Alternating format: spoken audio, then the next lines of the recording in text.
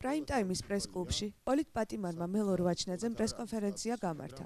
მთავარი თემა შუალედურ არჩევნებზე პოლიტპატიმრების პოზიცია იყო. ყველას გვაქვს ჩვენი შეხედულება და ყველა თავისუფალია საკუთარი პოზიცია დააფიქსიროს და გამოუცხადოს ნებისმიერ კანდიდატს მხარდაჭერა, განაცხადა მელორ ვაჩნაძემ. რამოდენიმე დღეა ხდება რიგი პოლიტპატიმრების მხრიდან გარკვეული განცხადებების გაკეთება და საზოგადოების ნაწილი არის გარკვეულწილად გაუგებრობაში შეყვანილი, ვინაიდან არ იქნა სწორად აღქმული ან გადმოცემული მათი მხრიდან პოლიტპატიმრების პოზიცია.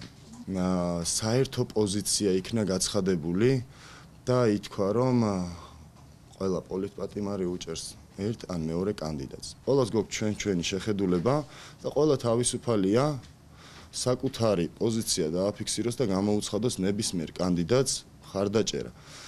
და არ ჩათვალეთ, არც ჩათვლილა საჭიროთ, რომ ერთიანი პოზიცია დაგვეფიქსირებინა. ამიტომ, როდესაც იქნება გაჟღერებული, რომ თითქოს და ერთიანი პოზიციით, არ უნდა ჯგუფურად პოლიტპატიმრები, რომელიმე ძალას ან რომელიმე კანდიდატს უჭერენ მხარს, ეს არის არასწორი.